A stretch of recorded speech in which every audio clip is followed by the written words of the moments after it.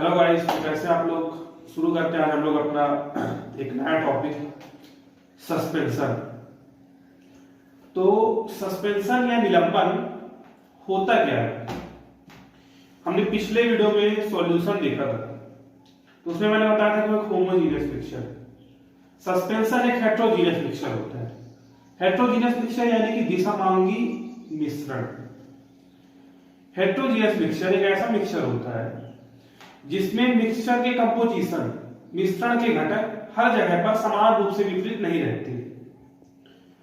तो जो सॉल्यूशन में हमने पढ़ा था होमोजीनियस मिक्सचर, ये उसका अपोजिट है।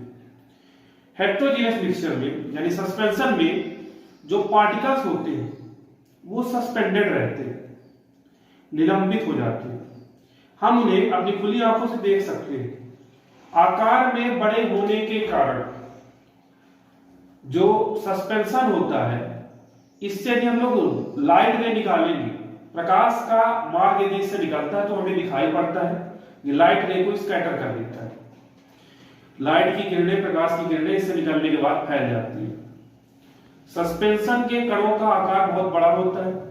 जब हम लोग इसे कुछ देर के लिए खुला छोड़ देते हैं तो इसके कण तली में जाकर बैठ जाते हैं। तली में कण बैठ जाने के कारण निलंबन खत्म हो जाता है।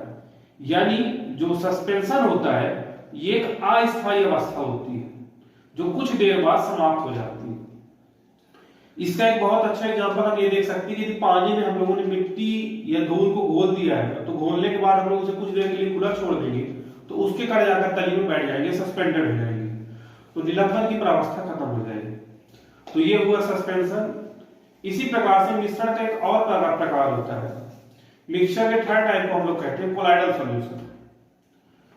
कोलाइडल सॉल्यूशन एक ऐसी स्टेट होती है जिसमें हमें मिक्सचर होमोजीनियस समझ में आता है, लेकिन होता वो वास्तव में हेट्रोजीनियस है।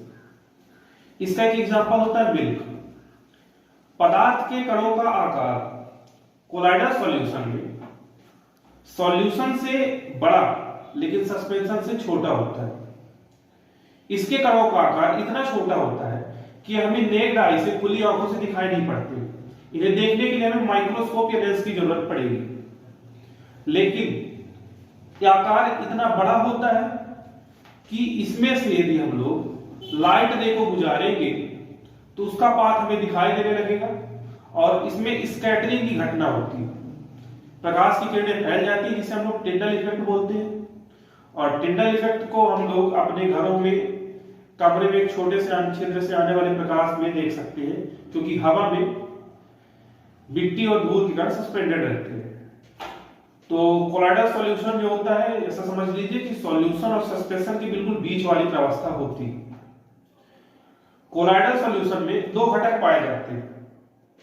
वो घटक जो घुला हुआ होता है, जो उसके घुले हुए कण होते हैं, उसे हम लोग बोलते हैं परिक्षिप्त अवस्था। परिक्षिप्त अवस्था जो होती है डिस्पर्स्ड फेज, और दूसरा होता है जिसमें कण घुले हुए होते हैं, उसे हम लोग बोलते हैं परिक्षेपित माध्यम, डिस्पर्सन मीडियम। तो डिस्पर्सन मीडियम और डिस्पर्स्ड फेज की अलग अलग भौतिक अवस्था के आधार पर कोलाइडल सॉल्यूशन के कई सारे टाइप होते हैं जो आप लोग देख सकते हैं। जैसे एक टाइप इसका, यदि हम लोग लिक्विड का गैस में कोलाइडल सॉल्यूशन बनाएंगे तो उसे एरोसॉल बोलते हैं, जिसका एग्जांपल होता है कोहरा। जो ठंडी के दिनों में हमें कोहरा दिखाई पड़ता है वो कोलाइडल सॉल्यूशन का एक एग्जांपल होता है। तो अलग अलग भौतिक अवस्थाओं के आधार पर कोलाइडल सॉल्यूशन के अलग अलग टाइप होते हैं और उनके अलग अलग एग्जांपल। तो इस तरीके से मिश्रण के हम लोगों ने तीन प्रकार देखे, सॉल्यूशन, सस्पेंशन और कोलाइडल सॉल्यूशन। तो फिर जल्द ही मिलते हैं हम लोग एक नए वीडियो में नए टॉपिक के साथ। Thank you.